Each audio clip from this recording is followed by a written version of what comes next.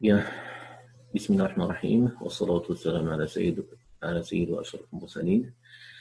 Je me retrouve avec vous, chers étudiants, chers étudiants, encore une fois dans une nouvelle vidéo, dans une nouvelle capsule, pour pouvoir continuer sur notre programme. Je crois que l'autre fois, on s'est arrêté sur on a pratiquement bouclé tout le chapitre 4, qui est porté sur la notion de la variable aléatoire, et on a pratiquement tout fait au niveau des deux principales sections, la section qui est portée sur la variable aléatoire discrète et la deuxième section qui est portée sur la variable aléatoire continue. Alors,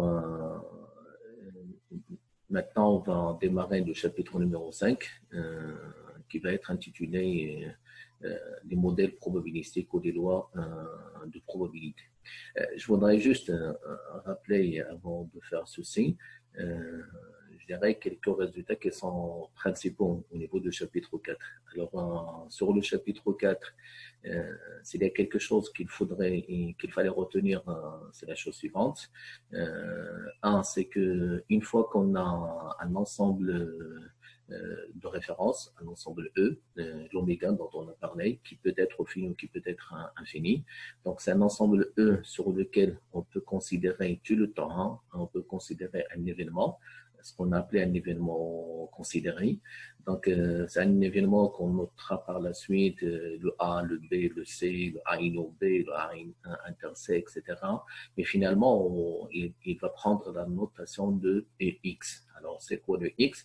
C'est juste la variable aléatoire. Comme on l'a fait, la variable aléatoire, on a dit, c'est l'événement défini à travers ses différentes éventualités.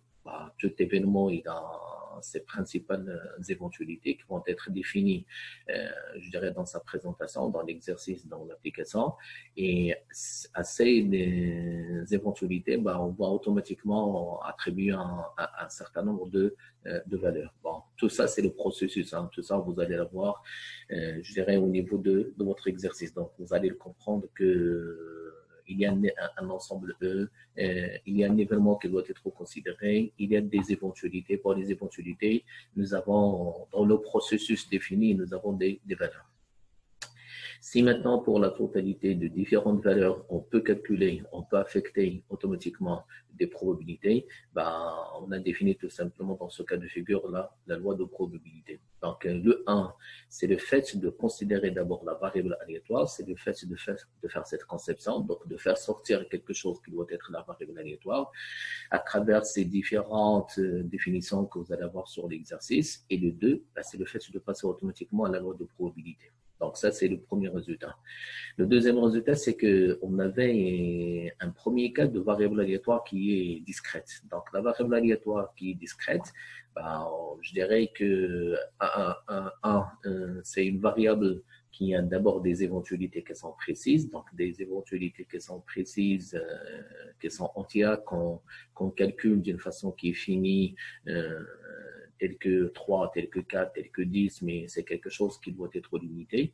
Et dans ce cas de figure, on va avoir également des valeurs entières. Donc, des valeurs entières qui vont remplacer les éventualités. On ne va pas laisser le texte, mais on va prendre quelque chose qui doit être des chiffres, mais ce sont des chiffres qui sont entiers. Je vous rappelle, par exemple, le cas de la loi binomiale. Bon, le cas de la loi binomiale, le processus qui est pas binomial, mais on n'a pas fait le binomial, mais les paires géométriques, on a parlé d'une entreprise qui est soit sur une situation qui est d'échec, soit sur une situation qui est de succès. Donc, à succès, on avait attribué quelque chose qui est égal à 1, et à l'échec, on pouvait attribuer quelque chose qui est égal à 0. Et donc, vous allez avoir automatiquement, je dirais, les deux principales valeurs. Si pour les deux valeurs, je vais calculer les probabilités, dans ce cas, je vais définir un tableau dans lequel je vais avoir ce qu'on appelle la loi de probabilité. Donc, la loi de probabilité dans le cas de la variable aléatoire maintenant, c'est le fait de calculer ce tableau. J'espère que vous allez prendre toujours votre stylo, votre papier, et vu que c'est une vidéo, vous pouvez l'arrêter à n'importe quel moment et me suivre. Je crois que c'est très intéressant d'écouter très bien parce que c'est important pour pouvoir par la suite mettre ça sur le bout de papier pour que vous puissiez comprendre de quoi il s'agit exactement.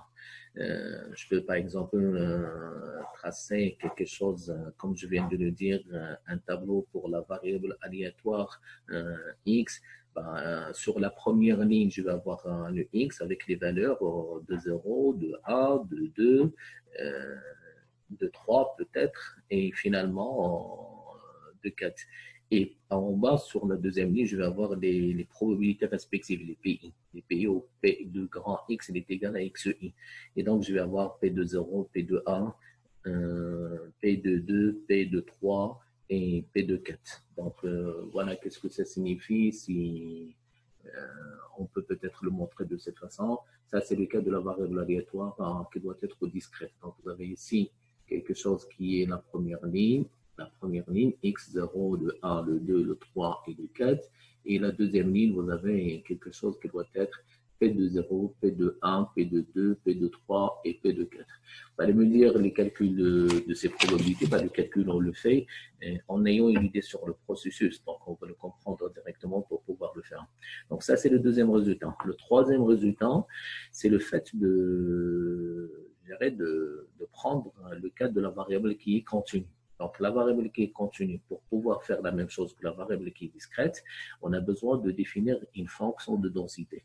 On a besoin de parler d'une fonction de densité qui n'est autre qu'une sorte d'application mathématique, comme vous le faites, une fonction f de x, mais qui a ses principales spécificités et caractéristiques. Nous avons dit que c'est une application qui prend un ensemble de départ qui représente l'ensemble de définitions de la variable aléatoire. Donc, l'ensemble de définitions, ça signifie les valeurs qui sont prises par cette variable. Et certainement, c'est une variable qui va être, je dirais, infinie parce que il est continu parce que il va prendre tout un ensemble de valeurs dans un intervalle, même dans le cas où c'est un intervalle qui est limité. Limité, je voudrais dire entre une valeur et une autre valeur, une borne inférieure et une borne supérieure, mais qui sont limitées, le 0 et le 1, le 1 et le 10, le 100 et le 200, etc., etc. Comme il peut prendre des valeurs qui sont infinies, je dirais entre moins l'infini plus l'infini, moins l'infini 0, de 0 plus l'infini, etc., etc. Donc tout ça, ce sont des valeurs. Donc il a cette principale caractéristique de commencer avec un ensemble de départ et après terminer avec le même ensemble qu'on a dit ne change pas. L'autre fois, c'est toujours le 0,1 parce qu'il va correspondre aux probabilités. Donc, je vais noter quelque chose, par exemple, comme f de 1 et b, qui va vers le 0 et le 1. Et après, à tout x, on va voir automatiquement quelque chose qui doit être égal à f de x. Et le f de x, il peut prendre une expression. Donc, ça c'est le deuxième cas. Donc, vous avez ici quelque chose qui doit être la fonction. La fonction est départ de l'ensemble, l'ensemble de définitions. C'est ça les valeurs qui sont prises par la variable aléatoire continue, le A et le B. Et les valeurs qu'on va calculer, ce sont des valeurs qui sont comprises entre le 0 et le 1. Pourquoi? Parce que ce sont des probabilités. Alors, à chaque x, c'est-à-dire à chaque valeur appartenant à cet intervalle, on va avoir automatiquement quelque chose qui doit être égal à sa probabilité respective.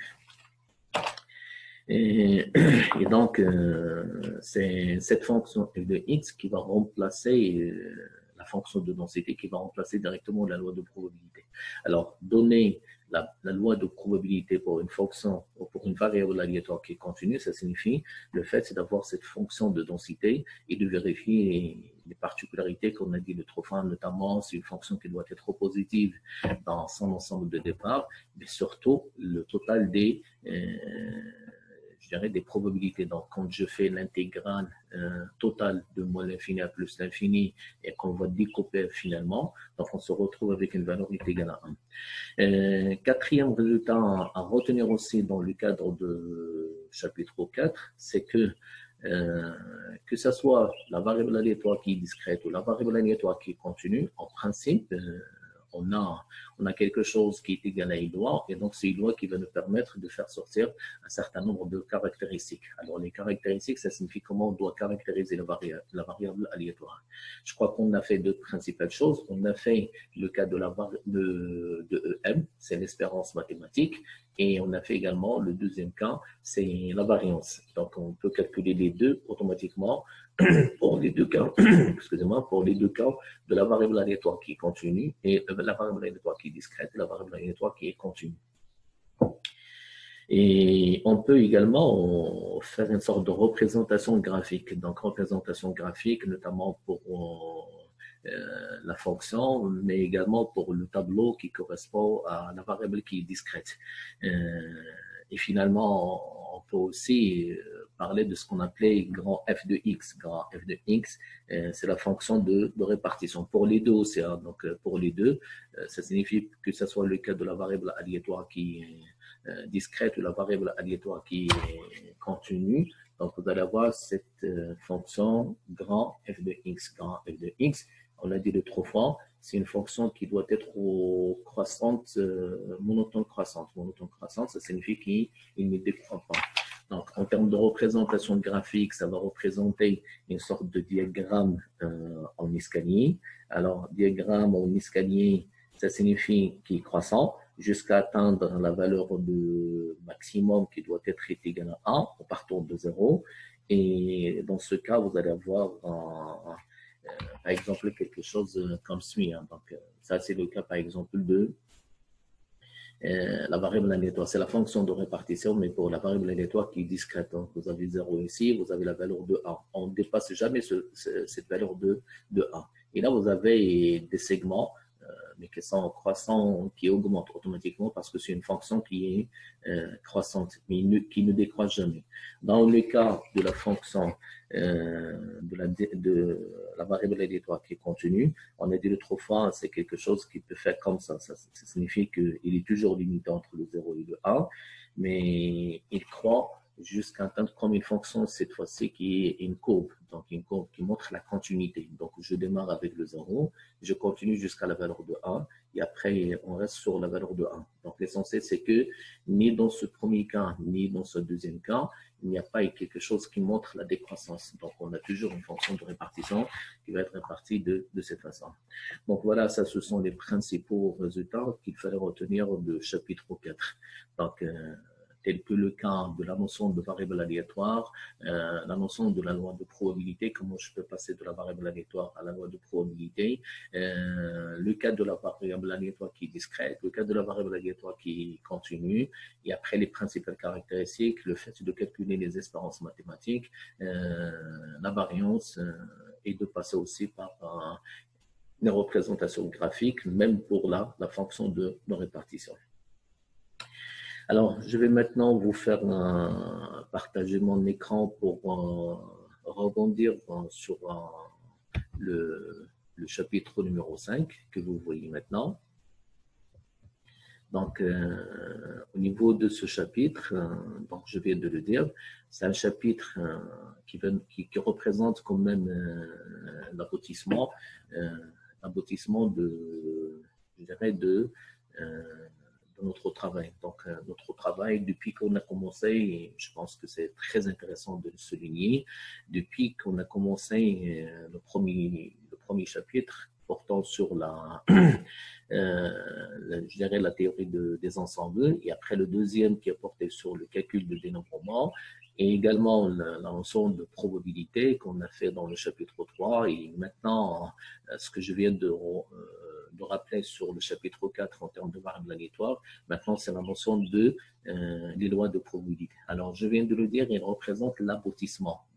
Non, ça signifie quoi? Ça signifie que tout ce qu'on a fait dès le départ, c'est là où on doit l'utiliser. Donc, la question qui doit être principale ici, mesdemoiselles et messieurs, c'est le fait de parler de ce qu'on appelle les lois de probabilité. Ça, ce sont les modèles probabilistes ou probabilistiques. Les modèles, modèles aux lois, aux normes, ça signifie tout simplement une sorte de représentation qui est globale, une représentation qui est générale, qui peut marcher et fonctionner pour un bon nombre d'exemples. Alors, de principe, nous avons différentes lois. Je dis bien différentes lois. Il y a même peut-être un grand effectif, mais dans dans certains qui sont usuels, qui sont habituels, qui sont les premières à faire, tels que la loi binomiale, la loi hypergéométrique, comme vous le voyez, c'est sur l'écran, la loi de Poisson, la loi de normale, ça s'appelle aussi la place Gauss, relativement par rapport aux personnes qui ont mis l'accent sur cette théorie, et également ce qu'on appelle la LNCR, comme la loi normale centrée réduite. Alors, s'il y a une question qui doit être posée à ce niveau, et également s'il y a quelque chose qu'il faut comprendre dans votre cas, c'est le fait de s'opposer cette question.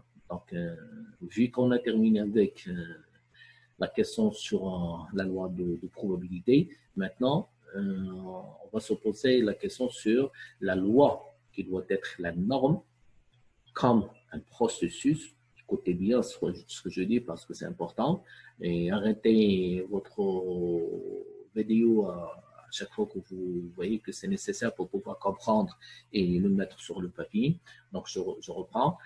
S'il y a une question qui doit être intéressante, s'il y a quelque chose que vous devez comprendre maintenant, c'est le fait de savoir quel type de loi on peut utiliser comme processus pour représenter le processus de la variable aléatoire définie dans notre cas, dans notre exercice, dans notre application. C'est ça la question qui doit être posée.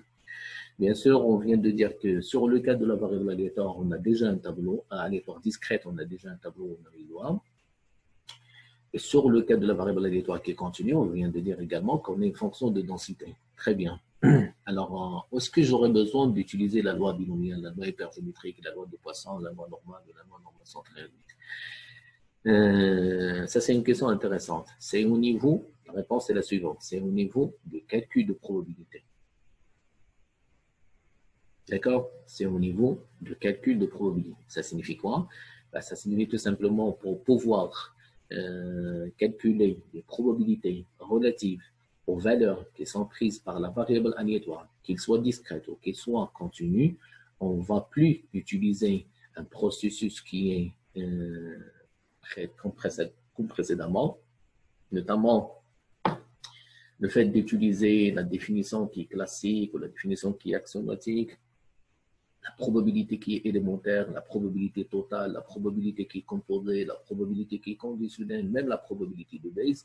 On ne va plus considérer ceci, mais on va utiliser une sorte d'équation, une sorte de processus, une sorte de loi, une équation qui s'appelle la loi. Et c'est la loi, c'est cette équation qui va nous permettre de calculer toutes les probabilités correspondantes aux différentes valeurs. Quand je suis, par exemple, encore une fois, si je suis dans ce cas de ce tableau, alors sur le tableau, les lignes que vous avez ici, la ligne que vous avez ici sur le calcul de probabilité, les probabilités, on ne va plus les faire en utilisant les définitions qu'on a fait au niveau du chapitre 3. Parce que c'était la seule façon de faire le calcul. Maintenant, on va utiliser exactement, comme vous le voyez sur l'écran, soit le processus de la loi binomiale, soit le processus de la loi hypergéométrique, soit le processus de la loi de Poisson, ou la loi normale centrée réduite. Bien, ça c'est la première question. La deuxième question, c'est comment faire ce choix. Comment faire le choix? Comment utiliser une loi binomiale? Comment utiliser une loi hypergéométrique? Comment utiliser une loi qui est de Poisson ou autre? La réponse est la suivante. C'est en fonction des caractéristiques. En fonction des caractéristiques, ça signifie quoi? Il faut qu'on ait des caractéristiques de variables aléatoires que nous avons, le x, qui était le A, pris dans l'ensemble E. Vous allez me dire, c'est quoi ces caractéristiques? Les caractéristiques, elles sont liées à la nature du tirage, elles sont liées à son processus, elles sont liées à la valeur de N, le nombre de tirages qu'on va effectuer, à la valeur de P, qui est la probabilité peut-être de l'événement considéré, etc., etc. Donc, il faut lier ceci aux caractéristiques également de la loi correspondante que vous ne connaissez pas encore, qu'on ne connaît pas encore, donc on va les définir. Donc, il faut faire une sorte d'équation entre les deux, il faut équilibrer entre les deux.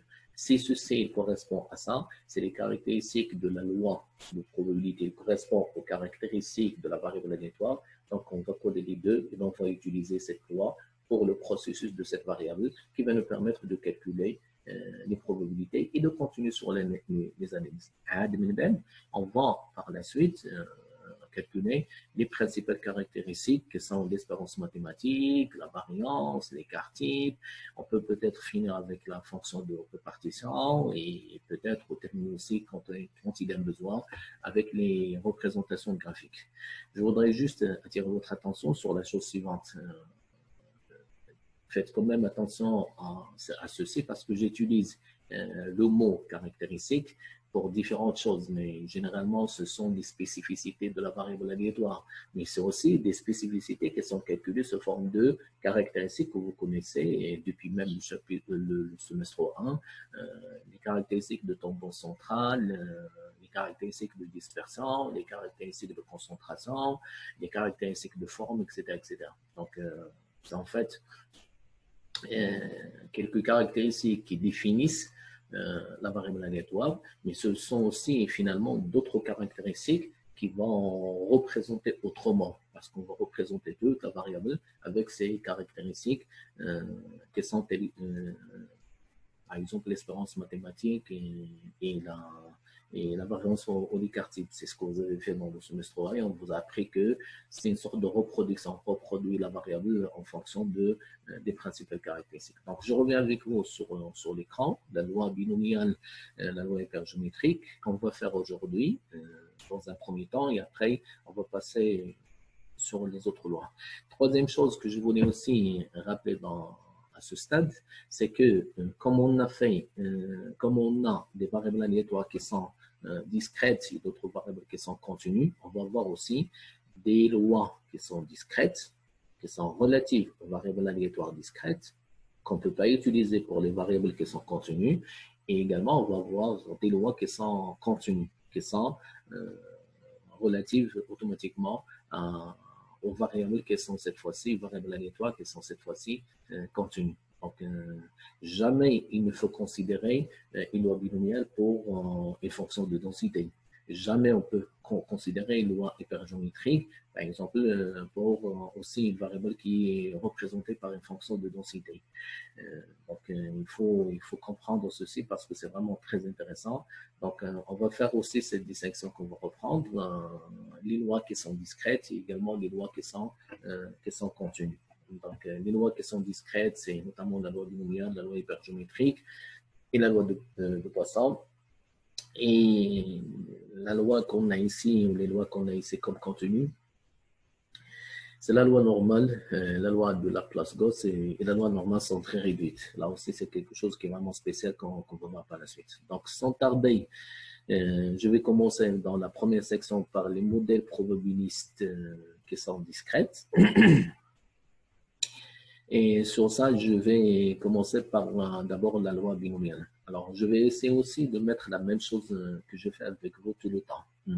1, c'est la définition, ça c'est le 1. On va revenir sur le 2 qui sont la notation, les caractéristiques, les spécificités, etc. 3, je vais calculer directement finalement les caractéristiques. Vous voyez, qu'est-ce que je fais? Je parle de caractéristiques et caractéristiques. Ça, ce sont les caractéristiques qui sont de définition, mais ça, ce sont les caractéristiques qui sont finales, qui vont nous permettre de représenter finalement la variable aléatoire ou la loi, en utilisant le processus qui est correspondant. Donc, c'est 3 principales choses que je vais faire pratiquement pour chaque loi. Pour la loi binomiale, c'est quoi une loi binomiale? Alors, on dit qu'une variable aléatoire x, qui on vient de nous dire, attention, alors vous ne pouvez avoir le x que le moment où vous allez considérer votre ensemble de références, vous allez avoir un événement qui est considéré, que vous allez faire sortir, qui est le 1 qu'on note finalement le x. Vous allez avoir une idée sur la nature du tirage et les autres caractéristiques qui sont liées à ce tirage. En fonction de ça, que vous allez avoir votre variable aléatoire. Donc, une variable aléatoire issue du lot binomial si les conditions suivantes sont réunies. Alors, je vais vous montrer ces deux principales conditions qui représentent aussi des caractéristiques, hein, donc des spécificités, des choses qui qualifient cette loi par rapport aux autres lois, je dirais ces conditions qui mettent qui représente particulièrement ce processus qui, cette loi n'est pas une autre loi. Donc, pour la loi binomiale, pour parler de la loi binomiale, pour pouvoir faire le choix sur une loi binomiale qui va nous permettre de calculer la probabilité, il faut qu'on ait deux éventualités qui sont mutuellement exclusives. Qu'est-ce que ça signifie? Je viens de dire, c'est une variable aléatoire. Donc, la variable aléatoire, c'est un événement. Et là, ces éventualités, alors ici, vous allez avoir deux principales éventualités. Pas 3, pas moins, pas plus, pas moins, pas 3, pas 4, mais pas 1. On doit avoir soit le 1, soit le 2. On doit avoir soit le 0, soit le 1. On a soit le noir, soit le blanc. L'échec ou, comme vous voyez ici, l'échec et le succès. Il n'y a pas de plus que 2. Donc, deux éventualités mutuellement exclusives. Mutuellement exclusives, ça signifie soit l'une, soit l'autre. Encore une fois, je peux par exemple prendre des exemples que j'ai fait avec vous, devant vous avant. Par exemple, quand je fais le choix sur les étudiants, ben, je vais avoir directement soit une fille, soit un garçon. Il n'y a pas autre chose. Hein. Donc, n'essayez pas d'imaginer d'autres situations. Il n'y a que des garçons, ou des filles, ou des hommes et des femmes au niveau, je dirais, de la question de genre. Quand je vais parler, par exemple, de votre situation toujours comme les modules, les semestres et les années, ben, soit c'est des modules qui sont validés, soit non validés. Donc, il n'y a pas autre chose. Donc, vous avez soit l'une, soit l'autre. Donc, tout ça, ce sont des éventualités qui sont mutuellement exclusives. Deuxième caractéristique, donc il y a autre chose sur laquelle je vais revenir par la suite, mais deuxième caractéristique, les expériences, elles sont indépendantes. Ça, c'est vraiment très, très intéressant. Alors, pourquoi ils sont indépendants? Déjà, ça signifie quoi indépendant? Ça signifie que les expériences ici, ce sont les tirages. Les tirages, ils sont indépendants. Ça signifie que l'un n'influence pas l'autre. L'un n'influence pas l'autre. Quand je passe d'un premier à un deuxième, avec le deuxième, il n'est pas influencé par le premier. Le troisième tirage, ça signifie le résultat. Donc, quand je parle de tirage, ça signifie le résultat de tirage. Le résultat de tirage, de troisième tirage, ben, il n'est pas influencé par ces précédents, qui sont peut-être le second, qui sont peut-être le premier. Donc, au fil des tirages, quand je passe du premier à un deuxième, un troisième tirage, ben, dans ce cas de figure, ben, il n'y a pas d'influence. Donc, ça, c'est l'indépendance. Qu'est-ce que ça signifie en termes de conséquences, de retombées? C'est que les probabilités restent constantes. Voilà, qu'est-ce que ça signifie. Les probabilités de quoi? Les probabilités des éventualités. Les probabilités des éventualités qui sont, on vient de dire, qu'elles sont deux, mutuellement exclusives. Donc, quand je passe de premier au second, au troisième, etc., j'ai toujours la même probabilité de tirer la fille. La même probabilité qui ne change pas, la même probabilité d'échec, la même probabilité de succès. Il n'y a pas de changement. Alors, pourquoi tout ça? Tout ça, on l'a parce qu'on considère finalement un tirage qui est fait avec remise. Vous vous rappelez certainement de ça, le TAR. Le TAR, ça signifie un tirage qui se fait avec remise. Je crois que devant vous, je vous ai demandé de faire même un arbre de probabilité. Quand je prends par exemple, oui, le même exemple qu'avant, par exemple, l'exemple de filles, de garçons, j'ai par exemple quelque chose comme 6 filles, et 8 garçons. Donc, 8 garçons que je vais avoir, ça me fait un total de 14. Alors, je peux par exemple me poser la question sur la probabilité de tirer un garçon et la probabilité de tirer une fille. Alors, la probabilité de tirer un garçon, c'est 8 sur 14, et la probabilité de tirer une fille, c'est 6 sur 14. Alors, si le tirage se fait avec remise, ça signifie quoi? Quand on prend un élément, une fille ou un garçon, Alors, pour pouvoir passer au deuxième tirage, il faut remettre avec l'élément dans l'ensemble.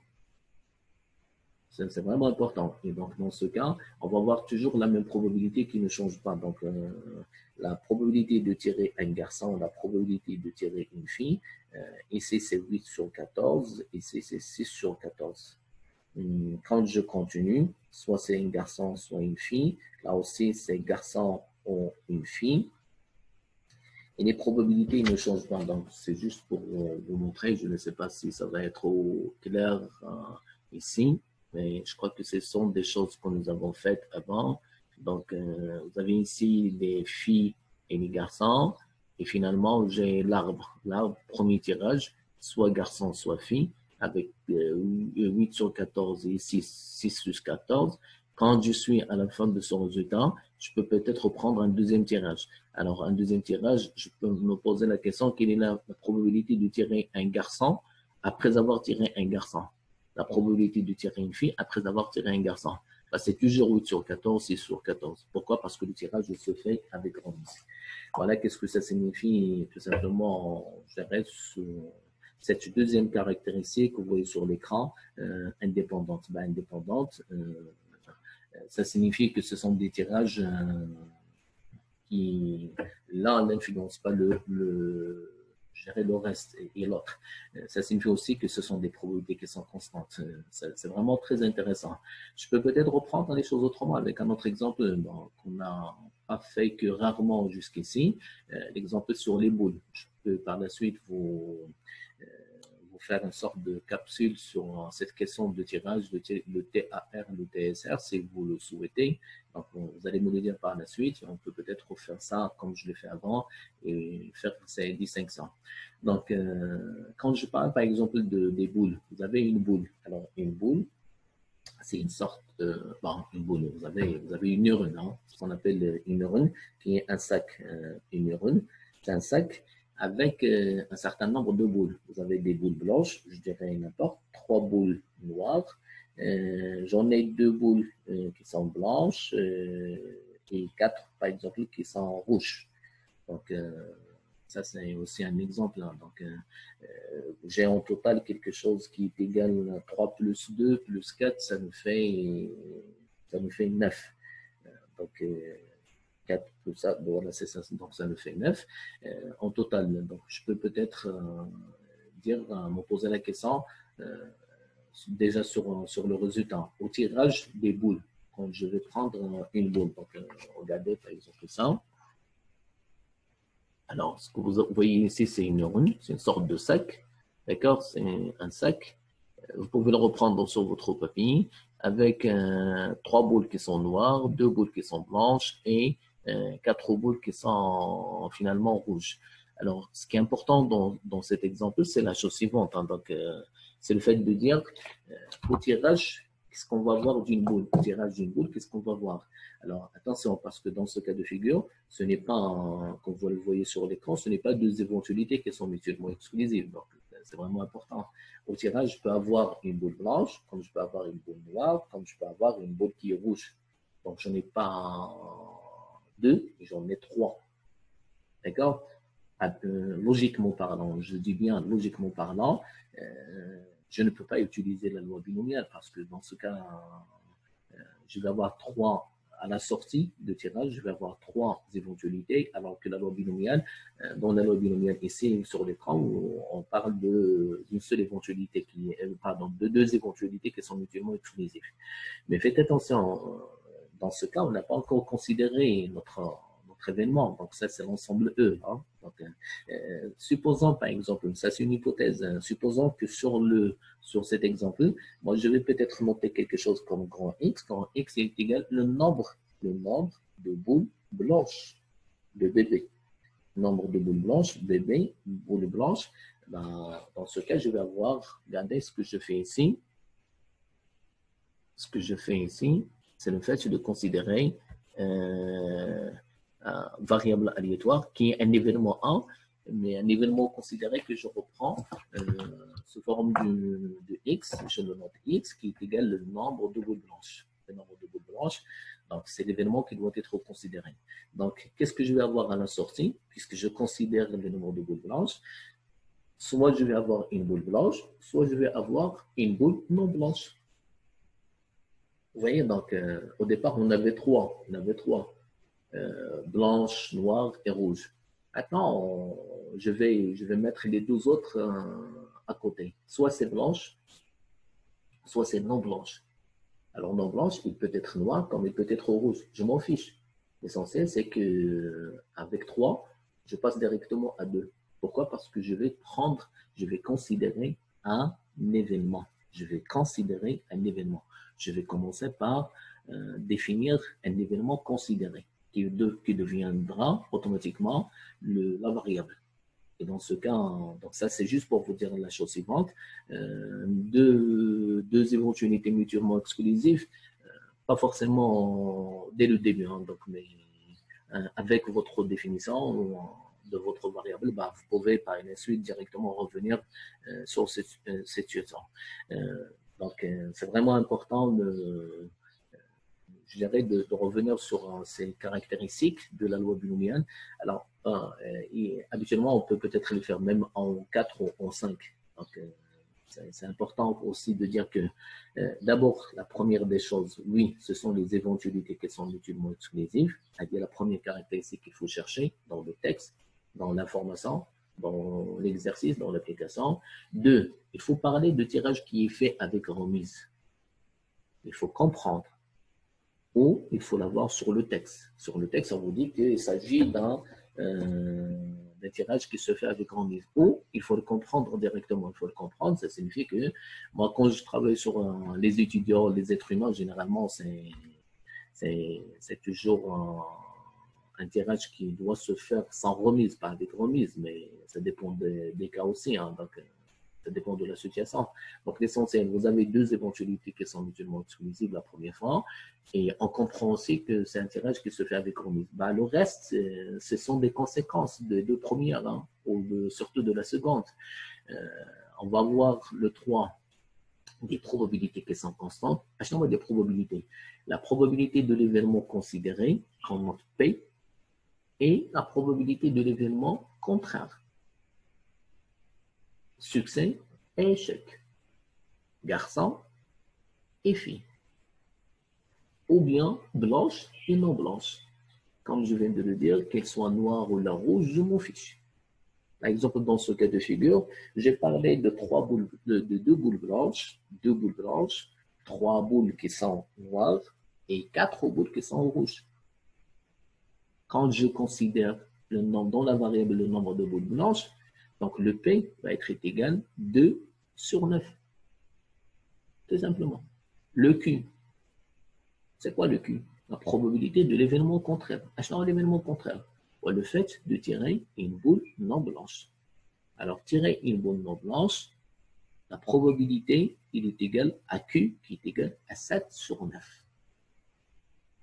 Donc, deux éventualités mutuellement exclusives, tirage qui se fait avec remise, probabilité correspondante à l'événement considéré et à l'événement contraire, elles sont constantes. Ils ne changent pas au fil du tirage, même si je suis sur le énième tirage. Il y a un tirage qui est même infini, hein? Attention, il est même infini parce que c'est un tirage qui se fait avec remise. Donc, ce qui nous conduit à une autre caractéristique. Ce sont des tirages qui sont indépendants. Pourquoi indépendants? Parce qu'on vient de dire qu'il y a là aucun qui influence l'autre. Aucun tirage qui est influencé par les précédents. Ce qui nous permettra aussi de parler de quelque chose comme tirage qui sont non exhaustifs. Tirage non exhaustif. Non exhaustif, ça signifie malheureusement, même si on continue jusqu'à l'infini de tirer et de prendre, il y a peut-être possibilité de ne pas prendre la totalité des éléments. Il y a peut-être possibilité, voilà qu'est-ce que ça signifie autrement, il y a peut-être possibilité de retomber toujours sur le même élément. Supposons que je tire le même, que je fais un tirage avec remise sur les étudiants. Je vais prendre l'étudiant X, je le remets. Donc, je vais reprendre, je peux peut-être tomber toujours sur le même élément, le même X, le même étudiant X. Si je parle de boule blanche aussi, Je vais prendre la première boule blanche, je la remets, je peux peut-être la deuxième fois reprendre la même boule, la troisième fois la même boule, la quatrième fois la même boule, etc. etc. Donc, il n'est pas exhaustif parce que ça ne donne pas la possibilité de passer par le reste. Ça, c'est important. Donc, c'est 5, excusez-moi, mais ces 5 caractéristiques qui sont principales pour l'utilisation pour faire les choses sur la loi binomiale. Deux éventualités mutuellement exclusives, tirage qui se fait avec remise, les probabilités correspondantes et sont constantes, ils ne varient pas, sont invariables au fil du tirage. Ce sont des tirages qui sont indépendants et aussi ils sont non exhaustifs. Il y a juste quelque chose qui est vraiment très particulier, comme vous le voyez ici sur l'écran, le P et le Q, parce qu'on parle des lois, donc certainement P plus le Q doit être égal à la valeur de 1. Ça, c'est quelque chose qu'on doit toujours vérifier. On l'a fait dans le chapitre 4, dans le cas de la variable aléatoire et dans le cas de la variable qui continue, toujours la totalité des probabilités doit être égale à 1. Et l'intégrale sur le cas infini, le cas continu, l'intégrale doit être aussi égale à la valeur de 1. Ça, c'est vraiment spécial. Donc, je continue sur l'écran. Alors, la notation maintenant. Donc, on le note habituellement binomial comme grand B de caractéristiques NP. Vous voyez, donc, encore une fois, c'est le mot caractéristique, la valeur de L, la valeur de P. Donc, qu'est-ce que ça signifie? Alors, déjà, ce sont les deux principales caractéristiques pour pouvoir utiliser la loi binomiale. Alors, la notation, on le fait quand même différemment. Donc, moi, je note par exemple X est suit et loi binomiale de N et de P. Comme ça. D'accord? X, vous voyez ici, excusez-moi, j'essaye de faire de mon mieux. X est suit, un symbole de convenance, d'adéquation. Il doit grand B, donc grand B, c'est majuscule, écrit autrement grand, etc. J'ouvre les parenthèses, le N et le P. Alors, le N et le P, elle représente tout simplement la taille de l'échantillon. En fait, c'est le nombre de tirages. Donc, excusez-moi, moi j'utilise je dirais ce terme qui relève de statistiques descriptives, mais ce n'est pas grave, c'est juste pour vous faire le rapprochement.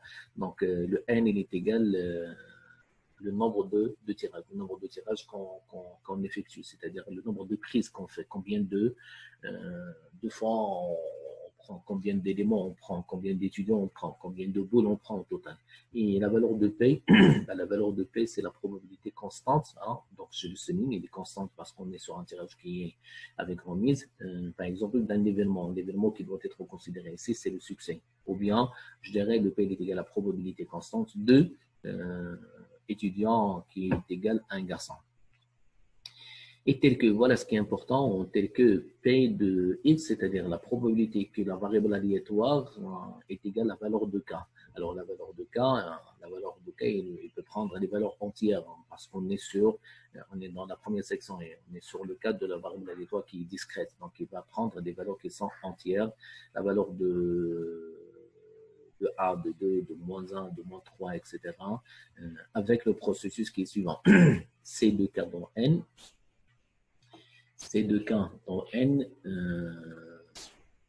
C2K dans N, la probabilité C2K dans N, excusez-moi, donc il est égal C2K en N fois P à la puissance K fois Q à la puissance N-K. Je crois que vous comprenez maintenant. C'est le nombre de combinaisons de K dans N multiplié par la probabilité de l'événement considéré qui est égal à P à la puissance cette valeur de K et multiplié aussi par la valeur de Q à la puissance N-K. Alors, faites quand même attention. Tout à l'heure, on a dit P plus le Q. Le P plus le Q, il est égal à la valeur de 1. Si vous faites aussi K plus N-K, vous allez avoir la valeur de N. D'accord? C'est vraiment important. C'est une sorte de complémentarité, le complément. Le complément sur la probabilité de P doit être égal à Q, parce que Q finalement est égal à 1 moins P. Hein. Q est égal à 1 moins P directement. On peut le calculer de cette façon. Et une fois qu'on a n et on prend sur le n un nombre, ben, le reste qui est le complément dans n par rapport à k, ben, il est tout simplement calculé sous forme de n moins k. D'accord? Donc, c'est vraiment important. K plus n moins k, il est égal à la valeur de n, et p plus q, il est égal à la valeur de 1. Donc, ça, c'est la notation. Donc, voilà, c'est ce que je viens de dire. P plus le q, il est égal à 1. Ça signifie que quand je fais le total des probabilités, donc je me retrouve finalement avec un total qui doit être tout le temps est égal à 1, la valeur de 1. Alors maintenant, les caractéristiques de la loi B. Alors, la loi binomiale, il a deux principales caractéristiques, que je définis même ici en trois, mais les deux qu'on a fait avant, c'est l'espérance mathématique et la variance. Alors, c'est important, hein, faites attention. Vous n'aurez pas, c'est ce que je dis dès le départ. Donc, si on fait la loi, on ne va plus utiliser le processus, on ne va plus utiliser le calcul normal, le calcul habituel, le calcul classé comme avant. La loi gérer le nombre de cas favorables sur le nombre de cas possibles, ou la probabilité totale, ou la probabilité conditionnelle, ou la composée, etc. On ne va pas chercher à définir avec le détail, etc. Par exemple, pour calculer l'espérance mathématique, c'est la somme sur les i fois x et i. Dans le cas discret, excusez-moi, et dans le cas continu, il est égal à l'intégrale de x fois f de x relative par rapport à d de x. Donc, on le fait plus de cette façon. Donc, on va aller droit au but. Hein, on va aller droit au but parce que dans la théorie, ils nous disent que l'espérance mathématique de x, comme vous le voyez sur l'écran, l'espérance mathématique de x, ben, elle est égale à n fois p. Vous n'allez plus faire le calcul avant. N fois p. Le n, c'est le nombre de tirages. Et la valeur de P, ben, c'est la probabilité de l'événement considéré. On vient de dire qu'il est constante. La variance, ben, elle est égale à N fois P fois Q, directement, tout simplement. Ça va nous faciliter la tâche énormément. D'accord? C'est vraiment important. Donc, mais on peut toujours vérifier le calcul. Si, ça c'est une question que vous allez me poser, si on passe, comme on le fait habituellement, si on passe par l'équation, ben, si vous allez passer par l'équation, vous allez avoir exactement la même chose. Attention, moi, je vous demande d'admettre ceci, mais on peut peut-être le démontrer. Alors, le démontrer, ça signifie tout simplement, mathématiquement, on peut peut-être faire directement le cas, je dirais, sur un calcul qui est peut-être normal. Alors, ça signifie tout simplement le fait d'avoir quelque chose qui doit être égal mathématiquement E de x, c'est la somme sur les i fois les x i. Et ça va vous permettre de se retrouver finalement quand vous allez développer le calcul avec quelque chose qui doit être égal à n fois p. Et pour la variance, en utilisant toujours la même équation, ben, vous allez aussi sortir avec la même chose. Ça signifie que vous allez vous retrouver directement avec ce résultat qui est le n fois p fois le q.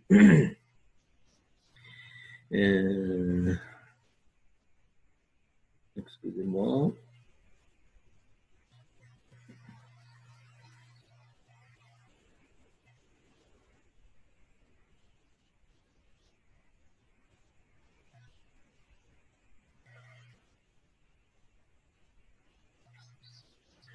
Donc, ça c'est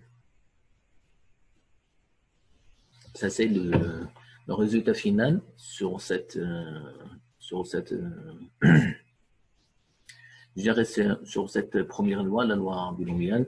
Donc, il faut la prendre par cœur directement. L'espérance mathématique, elle est égale à n fois p, et la variance, elle est égale à n fois p fois q. Alors, on peut peut-être apprendre aussi que le mode, ça c'est le mode. Le mode, ben, il est compris entre la valeur de n fois p moins q et la valeur de n fois p fois enfin q. Mais ça, on le fait rarement. Donc, exceptionnellement, mais on peut peut-être toujours faire la totalité des autres caractéristiques, et pas seulement l'espérance mathématique et la variance.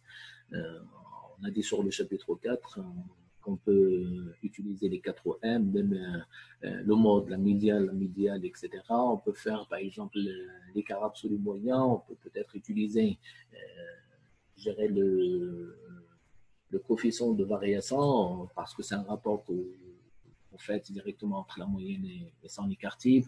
On peut utiliser l'indice de concentration, etc., etc. Donc, on peut tout faire, mais dans votre programme pour cette année, on s'arrête à un niveau qui peut être pareil. Alors, un exemple pour pouvoir récapituler. Alors, dans un jeu de jet de monnaie, hein, donc un jeu de jet de monnaie que je fais avec vous, comme le jeu de cartes, comme le jeu également de dés, comme le jeu, par exemple, des boules. Donc, tout ça, c'est des choses qui sont intéressantes, qui vont nous permettre tout simplement de comprendre. Donc, dans un jeu de jet de monnaie effectué avec remise, hein, donc avec remise, c'est important. Maintenant, vous l'avez noir sur blanc, donc c'est quelque chose qui est défini d'une façon très claire au niveau de votre texte. Hein. Donc, je l'ai dit au départ, des fois on a ceci qui sort automatiquement, donc on parle de quelque chose qui est précis, c'est avec remise.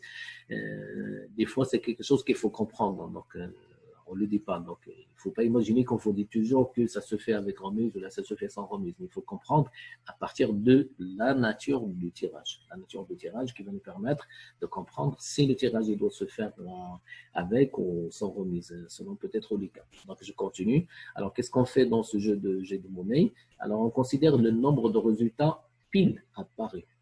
Attention, je dis chaque exercice, chaque application, chaque cas, chaque étude de cas, alors vous avez un certain nombre d'informations qu'il faut prendre. J'ai toujours dit, depuis que j'ai commencé avec vous, c'est important de faire une sorte de récapitulation. La première, avant de répondre à la première question.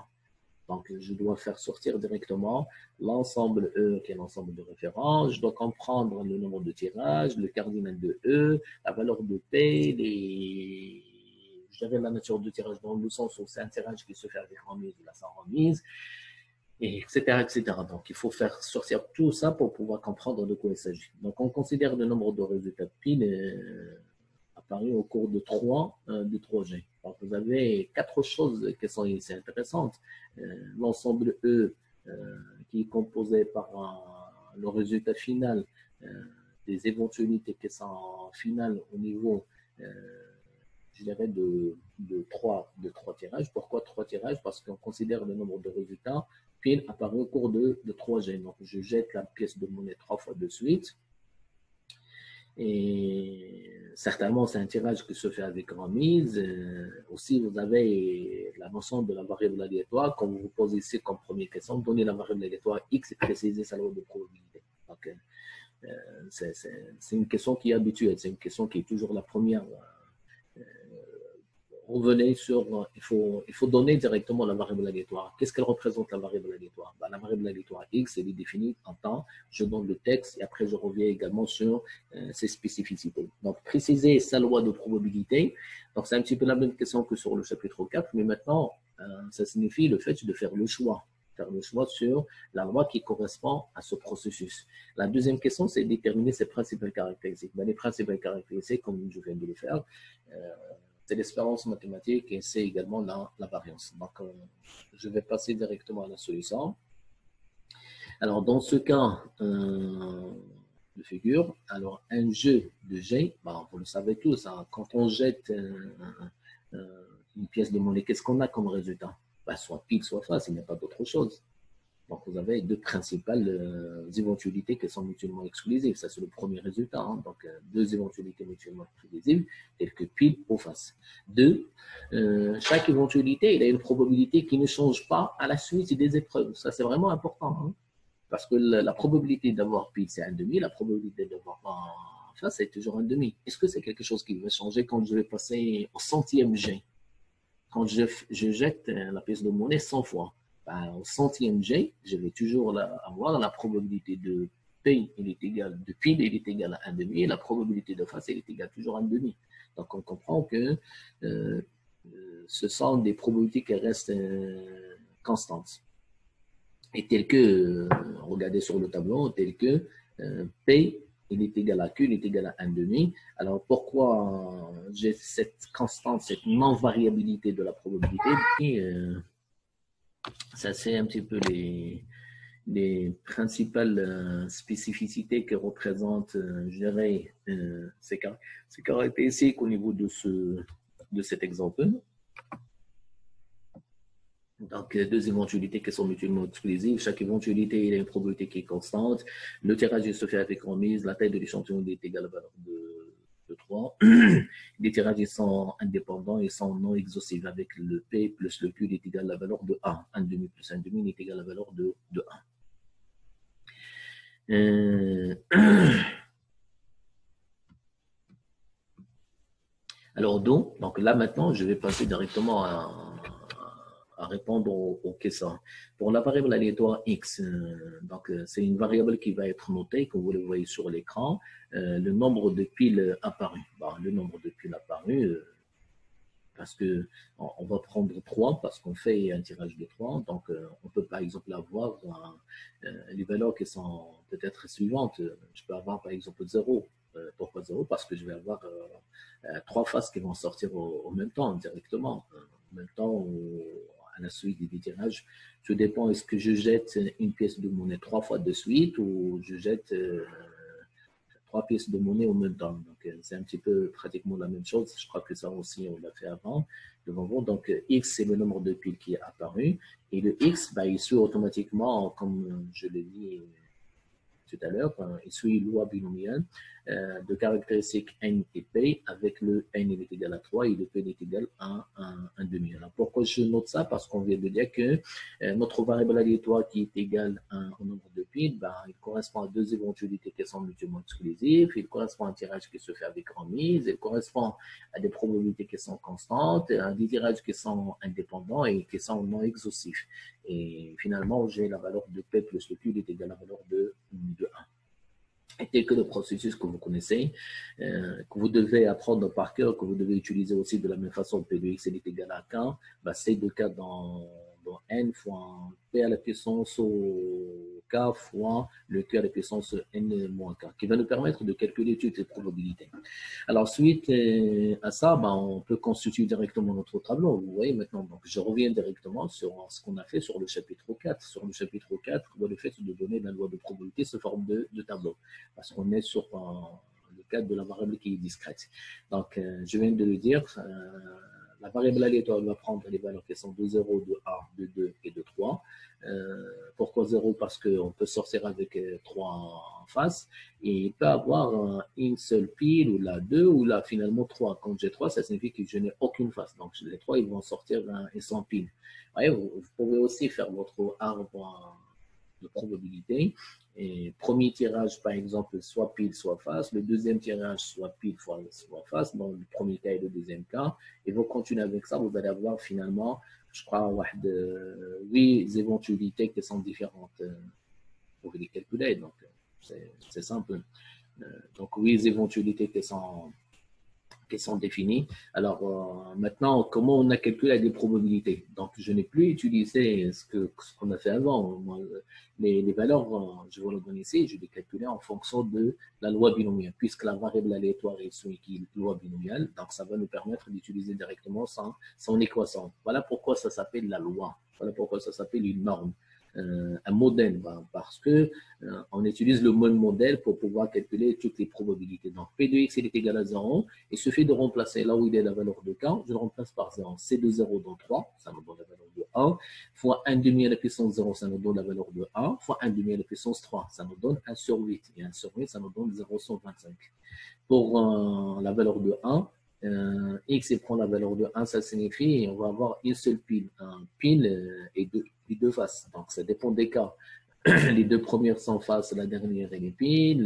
La première face, la deuxième pile et la dernière est face, et ainsi de suite. Pile la première fois et deux faces la deuxième fois.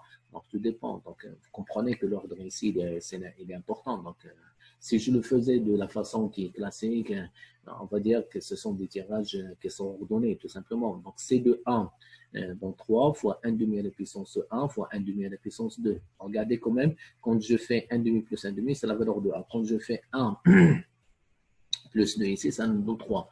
Quand je fais sur le premier cas 0 plus 3, ça nous donne 3. C'est ce que je viens de dire, donc c'est important. Donc vous allez avoir toutes les valeurs 0,125, 0,375, 0,375 et 0,125 que je note ici. Donc les valeurs que vous avez ici, je ne les ai pas calculées en fonction de ce qui est précédent, les arrangements, les arrangements, les combinaisons, la loi, la probabilité qui est élémentaire au total, au composé, etc. Je le fais directement en utilisant le résultat de la loi. Alors, vous pouvez le vérifier, excusez-moi. C'est le ramadan, c'est le matin, donc vous allez comprendre pourquoi j'ai ceci. Donc, si vous faites le total de ces 4 probabilités, certainement vous devez avoir la valeur de 1. Donc, ça, c'est quelque chose qu'il faut toujours vérifier à la fin.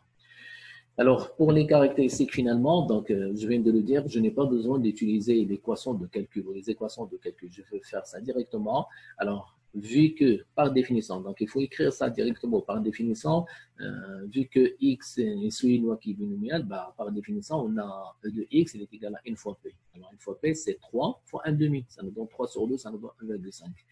La variance, je sais, elle est égale à n fois p fois q. Donc, je remplace directement les paramètres par leur valeur. Le n est égal à 3, le p est égal à 1,5, le q est égal à 1,5. Ça nous donne quelque chose qui est égal à 3 sur 4, qui est égal à 0,75. Et donc, l'écart type, il est égal à 0,87. Je peux éventuellement donner le mode, mais ça, ce n'est pas important.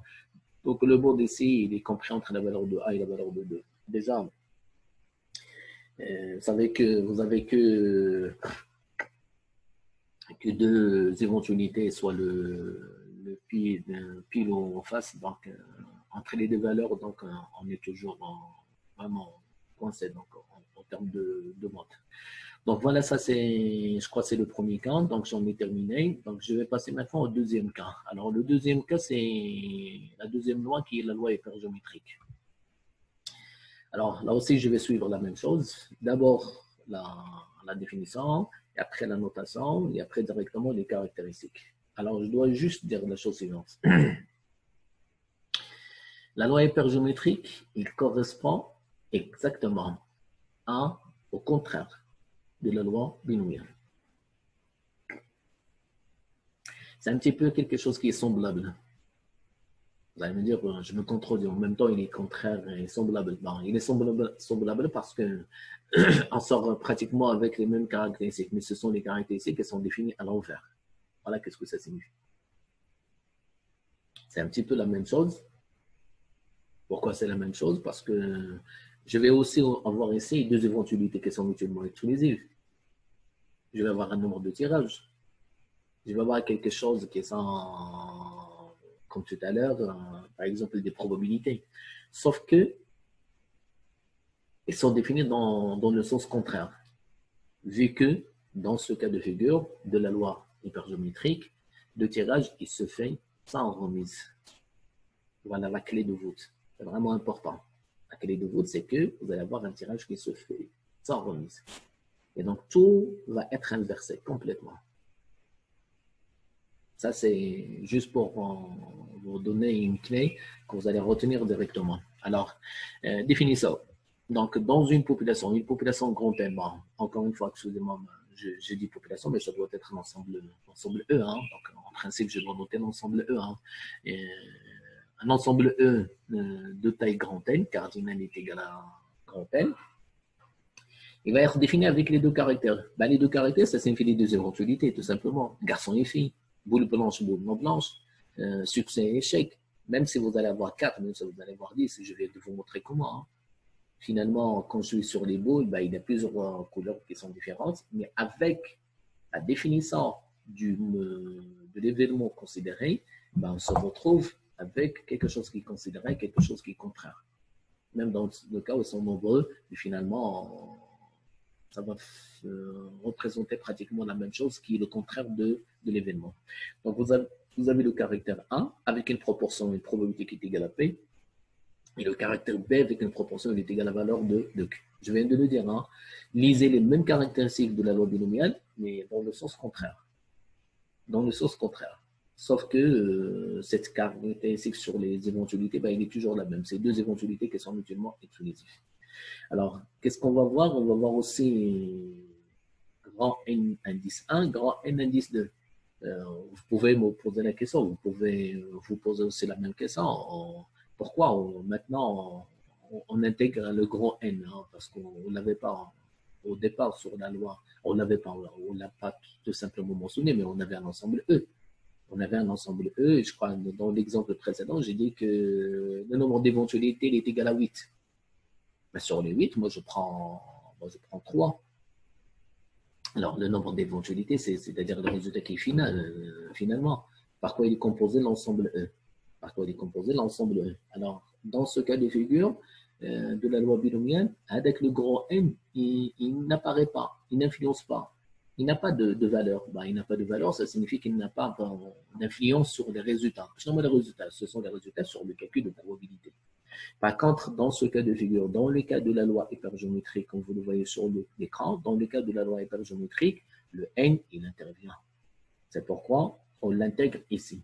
Dans la définition, je vous montre le grand N. Vous allez voir quand est-ce qu'il va intervenir exactement.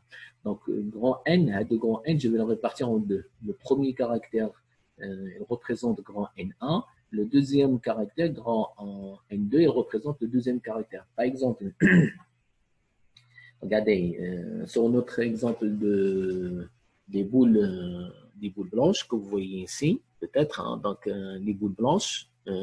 Alors, vous avez des boules blanches ici, vous avez les boules noires et les boules rouges. Donc, les boules blanches, et les autres, les boules non blanches, donc le caractère 1, grand N1, il est égal à 2. Le caractère 2 qui est non blanche, grand N2, va être égal à 4 plus 3, puisqu'on avait 3 qui sont noirs et 4 qui sont rouges. D'accord? Donc, c'est un petit peu la même chose. Hein? C'est un petit peu la même chose que dans le cas de la loi binomiale. Alors, il faut savoir que P plus le Q est toujours égal à la valeur de 1, et grand N1 plus grand N2, il est égal à N. C'est ce que je viens de vous montrer maintenant sur le schéma. Le nombre de boules blanches, il est égal à 2. Et le nombre de boules non blanches, il est égal à 3 plus 4, qui est égal à 7. 7 plus 2, il fait 9. Le 9, c'est le grand N. Hein. Donc, le grand N, ça signifie le cardinal de l'ensemble E. Alors, si on définit une variable aléatoire x désignant le nombre de réalisations du caractère 1 dans un échantillon ou dans un nombre de tirages tiré sans remise, hein, c'est important. Alors, x est suédois binomial. Pardon, il est suédois en hypergéométrie. Je viens de dire, c'est complètement le contraire. Alors, si vous voulez que je fasse une sorte de récapitulation, bon, qu'est-ce que ça signifie? C'est toujours les 5 caractéristiques qui sont lues à l'envers. Alors, 2 éventualités qui sont mutuellement exclusives, ça c'est pour utiliser la loi hypergéométrique. Pour utiliser la loi hypergéométrique, on doit prendre 2 éventualités qui sont mutuellement exclusives. On doit prendre un tirage qui se fait sans remise, pas avec remise, sans remise. La conséquence de tirage sans remise, c'est que les probabilités deviennent variables. Le P et le Q, la probabilité de l'événement considéré et la probabilité de l'événement contraire, il devient variable. Il varie au fil de tirage.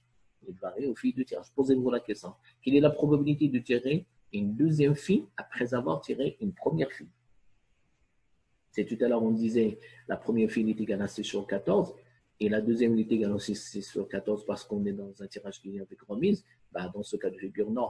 Dans ce cas de figure, c'est le tirage qui se fait avec remise. La probabilité de tirer une deuxième fille après avoir tiré une première fille la première fois, il n'est pas égal à 6 sur 14, il est égal à 5 sur 13. Donc, il a changé. On est passé de 6 sur 14 à 5 sur 13. Donc, les probabilités, ils varient au fil de tirage. Les tirages, ils sont cette fois-ci dépendants. Pourquoi ils sont dépendants? Parce que les probabilités changent. Et ils sont des tirages qui sont exhaustifs. Pourquoi exhaustifs? Si je continue, puisque je ne remets pas la boule qui est tirée. Quand je continue avec les tirages, la première fois, la deuxième fois, la troisième fois, je peux peut-être reprendre tout. J'ai la première qui est prise mais qui n'est pas remise. La deuxième qui est prise qui n'est pas remise. Il me reste la première fois c'était 14, la deuxième fois c'était 13, la troisième fois c'est 12 et après c'est 11. Quand je continue au fil de tirage, quand j'augmente le nombre de tirages, je peux peut-être prendre exhaustivement tous les éléments. Donc tout dépend du nombre de tirages qu'on va peut-être utiliser. Donc ça, c'est un petit peu, pourquoi je dis c'est un petit peu semblable, mais il est fait dans le sens contraire de la loi binomiale. Donc, 2 éventualités mutuellement exclusives, tirage sans remise, probabilité constante, et tirage sans dépendant et sans, cette fois-ci, exhaustif. Bien sûr, le P plus le Q est égal à la valeur de 1 tout le temps. Donc, on le fait avec des probabilités initiales. Hein. Donc, les probabilités initiales, ça signifie la probabilité pour l'événement considéré la première fois.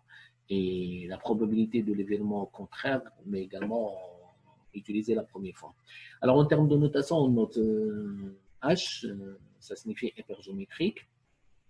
Ça signifie tout simplement la loi hypergéométrique avec les caractéristiques. Vous voyez, dans la loi binomiale, on a pris le petit n et le p. Maintenant, on va prendre le grand n. Pourquoi le grand n? Parce qu'il intervient. Il va influencer le calcul des probabilités. Donc, avec grand N, il est égal à grand N1 plus grand N2 qui représente les effectifs ou le nombre correspondant de caractères. Le petit n, c'est la taille de l'échantillon. Le p, c'est la proportion du caractère 1. Et le q, c'est la proportion du caractère b. Le p, on peut le calculer, c'est grand N1 sur grand N. Comme tout à l'heure, pour les boules blanches, c'est 2 sur 9, tout simplement. Et le cas, ce sont les valeurs qui sont prises par la variable aléatoire, étant donné que c'est une variable aléatoire qui est toujours discrète, donc ce sont aussi des valeurs qui sont entières.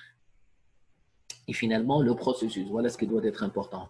La probabilité que la variable aléatoire grand X prend la valeur de K, alors elle est égale à ceci. C'est une formule que vous connaissez déjà avant, parce qu'on l'a fait avant, mais maintenant ça devient notre modèle, notre loi, notre norme de calcul.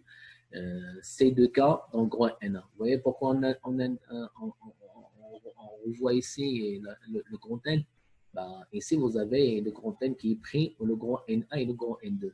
Sur le processus de calcul de la loi binomiale, on n'avait pas grand N, on avait C de K dans petit n, on avait P à la puissance K et on avait Q à la puissance N-K. Le grand N, il n'apparaît pas. Maintenant, c'est quelque chose qui intervient. C'est pourquoi on rajoute dans les caractéristiques de la loi hypergéométrique le grand N. Donc, vous avez cette formule qu'il faut toujours retenir. C'est important. Donc, ça, c'est quelque chose qu'il faut retenir par cœur, que vous allez toujours utiliser. Ces deux cas dans grand N1, c'est-à-dire le nombre de boules blanches que je vais prendre dans le total des boules blanches, le nombre des boules blanches complémentaires que je vais prendre pour pouvoir compléter dans le nombre total des boules non blanches. Et après, ces deux petits n dans grand N, c'est le nombre de cas possibles, tout simplement. Par exemple, le fait de prendre 3 dans un ensemble qui contient 8, tout simplement. Donc, alors, il faut quand même faire le constat suivant. K plus n-K, c'est toujours n. K plus n-K, c'est toujours n. Grand N1, donc vous avez ici, que vous avez en bas, vous avez ici en bas. Grand N1 plus grand N2, il est égal à la valeur de grand N que vous avez toujours en bas. Vous voyez, donc c'est une sorte de complémentarité. Hein. C'est important, c'est une sorte de complémentarité. Par exemple, quand je vais prendre 0 boule blanche, qu'est-ce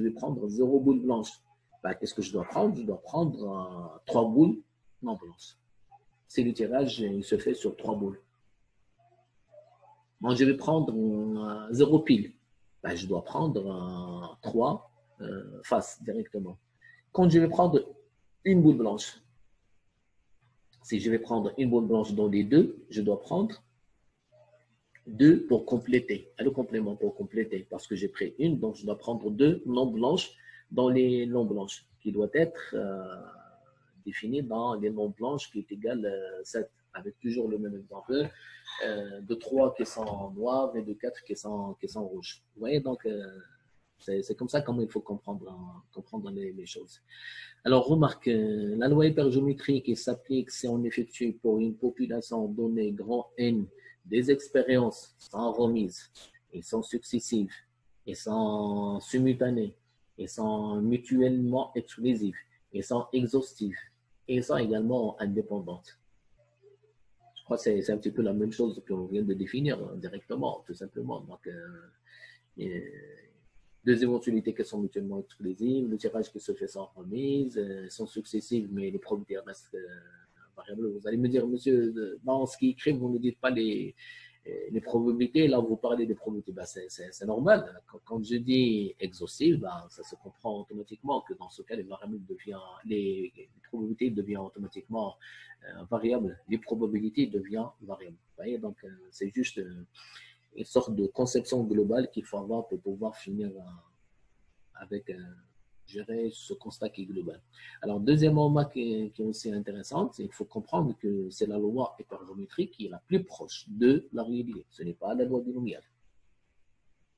Généralement, on a tendance à utiliser un tirage sans remise, pas un tirage qui se fait avec remise. Quand vous travaillez sur les êtres humains, généralement, c'est un tirage sans remise. On n'a pas besoin, ce n'est pas intéressant dans la réalité de prendre toujours la même personne, hein, la même étudiante, le même étudiant, pour les bourses ou pour autre chose. Généralement, quand on est dans une entreprise, généralement, on a besoin de prendre toujours des éléments qui sont différents, des produits qui sont différents, des services qui sont différents, etc. Là où il y a peut-être la possibilité d'utiliser toujours peut-être le même élément fréquemment, c'est au niveau, par exemple, des chiffres. Bon, le tirage avec remise dans les chiffres, oui. Mais en général, globalement, par rapport à notre aspect qui est managériel, gestion d'entreprise, etc., le processus qui est le plus proche de la réalité, c'est le processus qui est dépendant. C'est le processus de la loi binomiale. Voilà qu'est-ce que ça signifie cette remarque. Il correspond à la réalité dans la mesure où tous les éléments, ils dépendent les uns des autres. Toutes les fonctions, ils dépendent les uns des autres. Toutes les variables dépendent les unes des autres. 3, ça c'est un petit peu spécial. Hein? Donc, vous devez prendre un peu plus de temps pour pouvoir le comprendre. C'est quelque chose de spécial. Hein? C'est quelque chose de spécial. Alors, cependant, on vous dit, cependant, la loi hypergéométrique, il tend curieusement, je souligne avec vous, je devais le faire en rouge, curieusement, vers la loi binomiale. Lorsque la taille de l'échantillon, en général, le total de, je dirais, dans le cardinal de E, de l'échantillon devient important. Qu'est-ce que ça signifie? On vient de dire que vous avez une loi binomiale et une loi hypergéométrique. On vient de dire que les deux sont contradictoires, ils sont opposés l'une par rapport à l'autre, parce que ça c'est un tirage avec remise, ça c'est un tirage qui se fait sans remise. On vient de dire que c'est la loi hypergéométrique qui est la plus proche de la réalité. On utilise généralement, puisqu'on parle de dépendance des effets, des phénomènes, des événements. Et finalement, on dit que, curieusement, voilà pourquoi curieusement, exceptionnellement, la loi hypergéométrique peut être remplacée par la loi binomiale. Ça signifie quoi? Ça signifie tout simplement, là où vous allez utiliser, vous devez utiliser le processus de calcul de probabilité qui est hypergéométrique, qui est dépendant, vous pouvez finalement faire le calcul en utilisant le processus qui est binomial. C'est un petit peu parfois illogique, mais c'est quelque chose qui est parfaitement défini. Pourquoi tout ça? Avec toutes ces différences, tirage avec remise, tirage sans remise, l'indépendance et la dépendance, gérer les variables, les probabilités qui sont constantes, et les probabilités qui sont variables, et tout ça, donc vous allez revenir vers un modèle qui est parfois loin de la réalité. Oui, on peut le démontrer mathématiquement que finalement, lorsque vous avez cette condition, donc c'est vraiment important, si on a utilisé à la place de la loi hypergéométrique.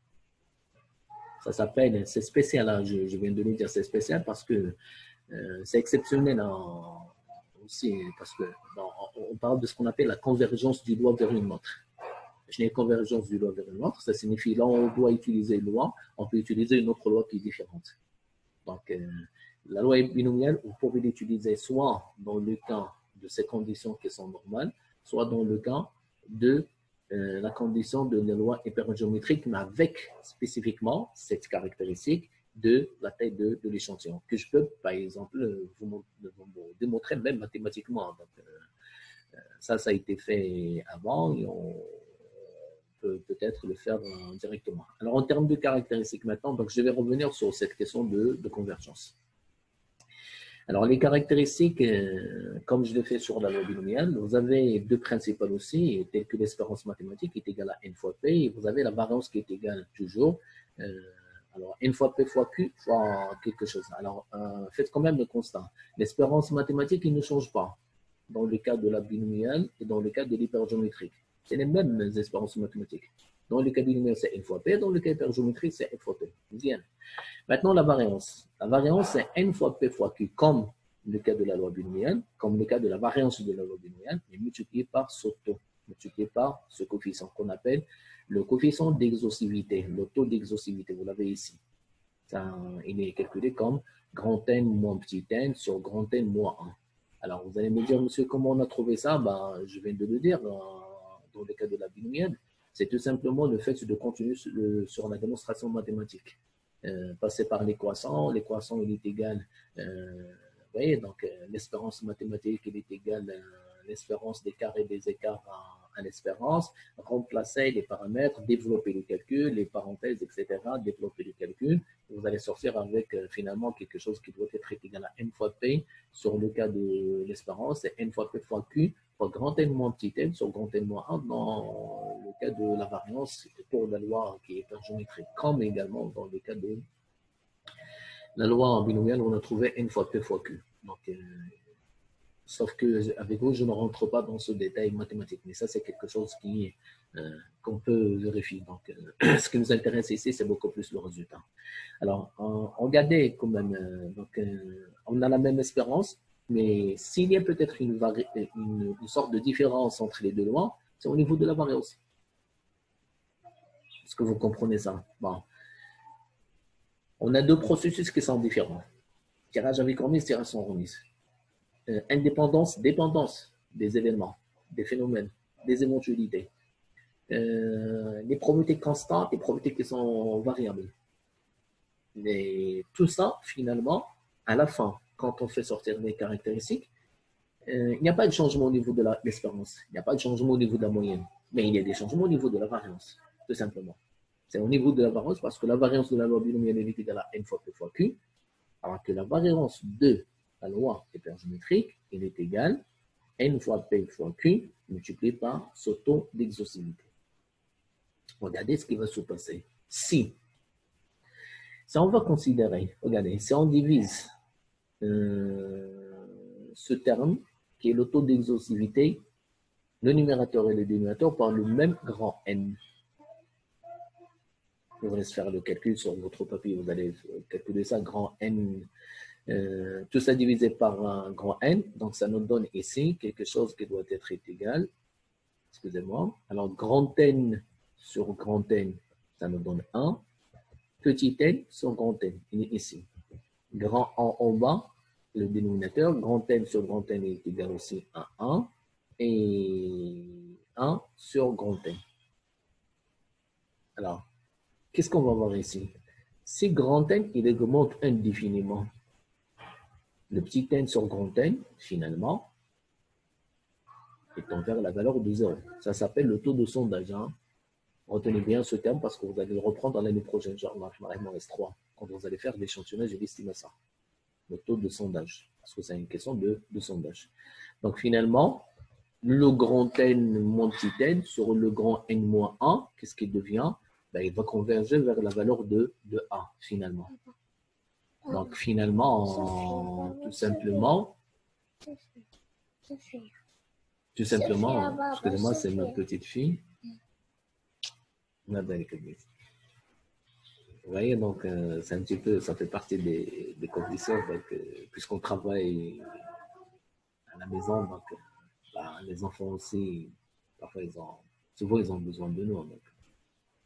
D'accord, donc je reprends. Donc la différence que vous avez ici, grand N moins petit n sur grand N moins 1, c'est comme s'il va se neutraliser finalement, donc il va disparaître. Il va disparaître parce que finalement, je me retrouve avec une variance qui était de la loi hypergéométrique qui était différente de son homologue binomial qui va être égale finalement. Donc, pourquoi il va être égale? Parce qu'on vient de dire que ce taux, il va converger vers la valeur de A. Pourquoi il va converger vers la valeur de A? Parce que je vais supposer que grand N, il va augmenter indéfiniment, il va être très grand. Et dans ce cas, tout le taux grand N moins petit n sur grand N moins 1, il va converger directement vers la valeur de A. Donc, finalement, on va se retrouver avec deux lois qui sont, oui, qui sont différentes, mais qui vont avoir finalement les mêmes caractéristiques, la même espérance mathématique et la même variance. Finalement, c'est l'une par rapport à l'autre. C'est pourquoi on fait la convergence. C'est pourquoi dans la remarque 3 précédemment, on a dit qu'ils convergent curieusement, ils tendent curieusement. Donc, c'est toute la loi hypergéométrique qui va converger curieusement vers la loi binomiale. Donc ça, c'est quelque chose qui est vraiment très intéressant. Donc vous avez l'ouvrage, vous avez aussi le document sur lequel vous pouvez voir le détail. Et je resterai toujours à votre à votre disposition si vous voyez qu'il y a un complément que je peux faire par rapport à ceci. C'est vraiment important.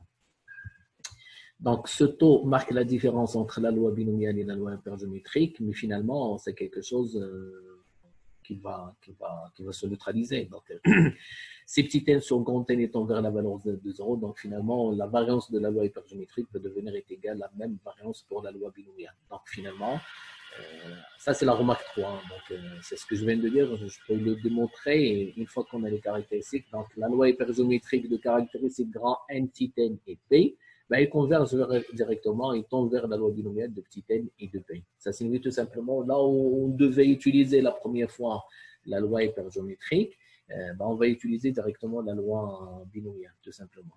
Donc voilà, donc, je crois que c'est clair. Vous pouvez le reprendre, le réécouter une deuxième fois, une troisième fois, jusqu'à ce que vous allez comprendre. Et on peut peut-être par la suite faire également un complément. Alors, un exemple finalement. Alors, dans une urne contenant 2 boules rouges, 3 boules vertes et une boule noire, c'est un petit peu la même chose que je viens de faire avec vous depuis le début. On s'intéresse au nombre de boules rouges. Tout à l'heure, on a considéré le nombre de boules blanches. Maintenant, on va considérer dans cet exercice, dans cet exemple, ce n'est pas un exercice, c'est juste un petit exemple. On va considérer le nombre de boules rouges apparues au cours de 3 tirages. Alors, ce que vous avez, c'est 2 boules rouges. Hein. Faites très attention, 2 boules rouges. 3 qui sont vertes et une qui est noire. D'accord? Donc, je continue. Au cours de 3 tirages sans remise. De la même façon, il faut faire sortir également les caractéristiques. Hein. Bon, déjà quelque chose qui est noté noir sur blanc aussi. Hein. Encore une fois, c'est très rare. Hein. Il ne faut pas imaginer que vous allez avoir des choses qui sont tout le temps faites de cette façon. C'est juste des exemples de compréhension. Donc, on a un tirage qui se fait avec remise. Au départ, au tirage, je n'ai pas 2 éventualités mutuellement exclusives. J'en ai 3. Boule rouge, boule verte et boule noire. Mais finalement, avec le fait de considérer le nombre de boules rouges, finalement, soit je fais sortir une boule rouge ou je fais sortir une boule non rouge. Qu'elle soit noire ou la verte, peu importe. Je crois que ça, c'est vraiment fondamental. Donc, finalement, c'est tirage sans remise, 2 éventualités qui sont mutuellement exclusives, soit c'est le rouge, soit c'est le non rouge. Et dans ce cas de figure aussi, donc, on va voir automatiquement, je dirais, ce qu'on vient de dire, puisque le tirage se fait sans remise, les probabilités vont être variables au fil des tirages, alors qu'on a déjà 2 caractères tels que boule rouge et boule non rouge, avec les effectifs, boule rouge il est égal à 2, boule non rouge il est égal à 3 plus 1, ça fait 4, etc. etc.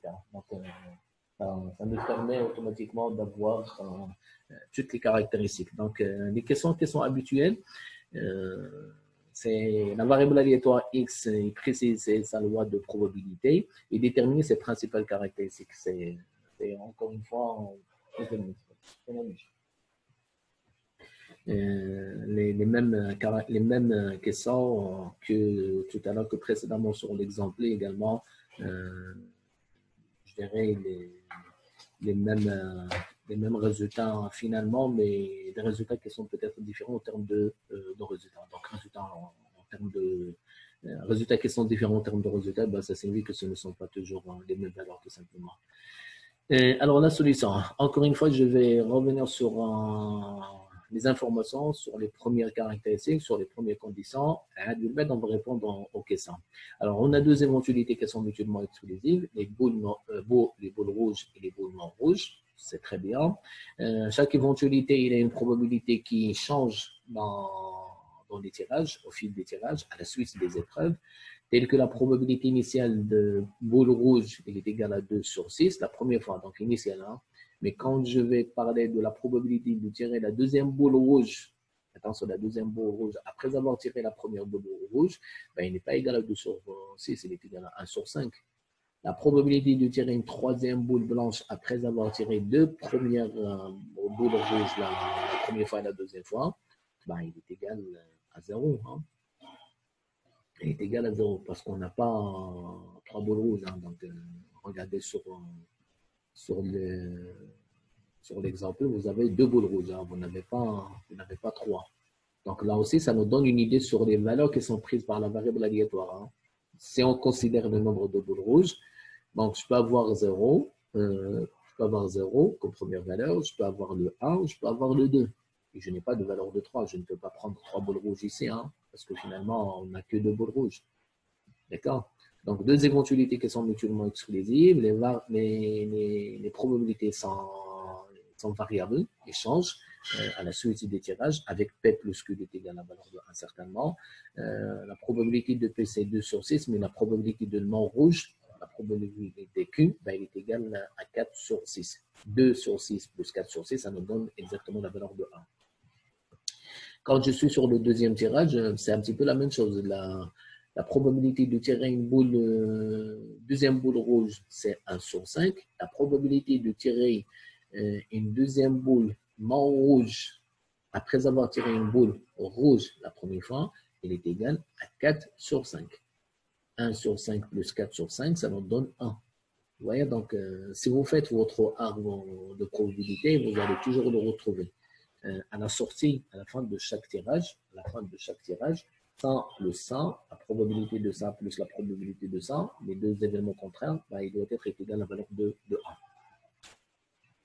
Bien sûr, les tirages sont indépendants et sont exhaustifs parce que c'est un tirage qui se fait sans remise. Et le nombre de tirages qu'on effectue est égal à un nombre de 3. Alors, quand même, hein, on est sur n est égal à 3, mais finalement, on n'a pas la valeur de 3 prise par la variable aléatoire. Donc, la variable aléatoire sera définie en tant que nombre de boules rouges apparues, c'est ce qu'on vient de dire, et il suit une loi hypergéométrique. De grand N est égal à 6, de petit n il est égal à 3 et de P il est égal à 2 sur 6. Pourquoi? Parce que je viens de dire, j'ai fait correspondre les conditions d'utilisation de la loi hypergéométrique aux caractéristiques définies sur la variable aléatoire.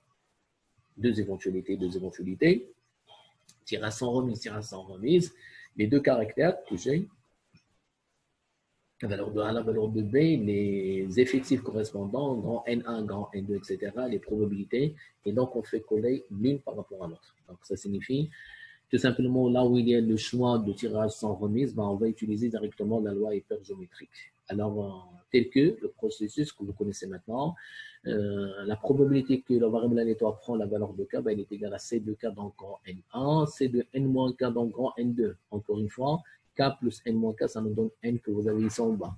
N grand N1 plus grand N2, vous avez la valeur de grand N ici. Et donc, je vais juste remplacer parce que grand N1 dans notre cas, il est égal à 2 boules rouges et on a 4 boules non rouges.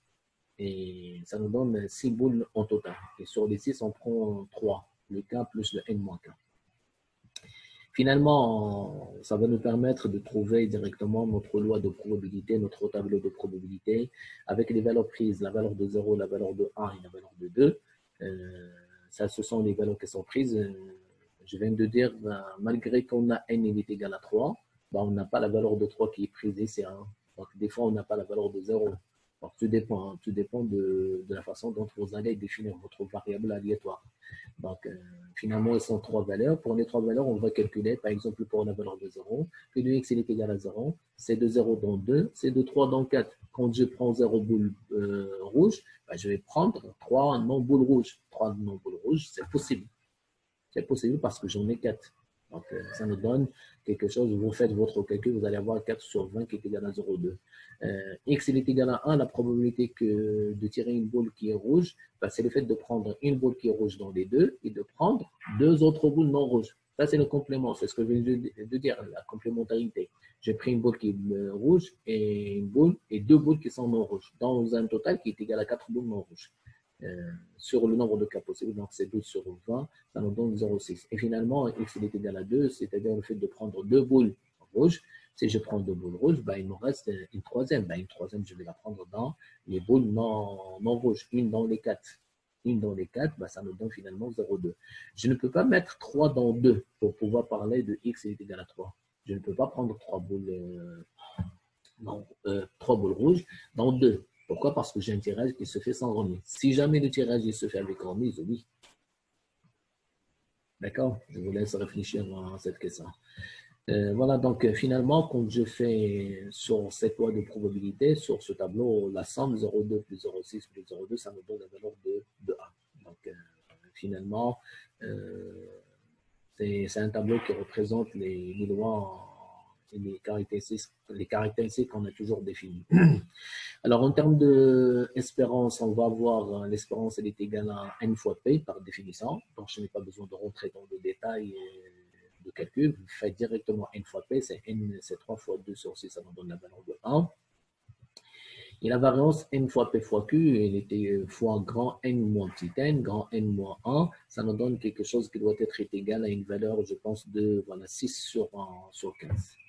Donc, ça, ce sont les principales caractéristiques de l'espérance mathématique et de la variance relative à cette loi, à cette variable aléatoire qui suit loi hypergéométrique. Donc, on entend directement. Donc, une question qu'on peut par exemple se poser, est-ce que cette loi ici, qu'on vient de faire, d'utiliser comme un choix selon les critères qui nous a permis de calculer des probabilités qu'on a définies sur le tableau, est-ce qu'on peut la remplacer par la loi binomiale? Bon, moi je dirais non. Parce que finalement, le taux d'exhaustivité que vous avez ici, ben, il ne tombe pas vers la valeur de 1. On peut par exemple diviser par grand N qui est égal à 6. Alors 3 sur 6, il ne tombe pas vers le taux de sondage, il ne tombe pas vers la valeur de 0. Alors peut-être 1 sur 6 à la limite, mais pas vraiment. Hein. Donc vous voyez, mais quand vous allez considérer grand N, il n'est pas égal à 6, il est égal à 600. Il est égal à 100. Bon. 3 sur 100, 3 sur 600, ça devient un petit peu critique. Ben, il tombe vers la valeur de 0, de 1 aussi sur 100, 1 sur 600, il tombe vers la valeur de 1. Vous voyez, donc, la condition, c'est une condition, c'est cette condition, il est vérifié, c'est là on peut peut-être faire la convergence de la variable de la loi hypergéométrique vers la loi binomiale. Voilà, donc je crois que j'ai tout fini dans cette première vidéo.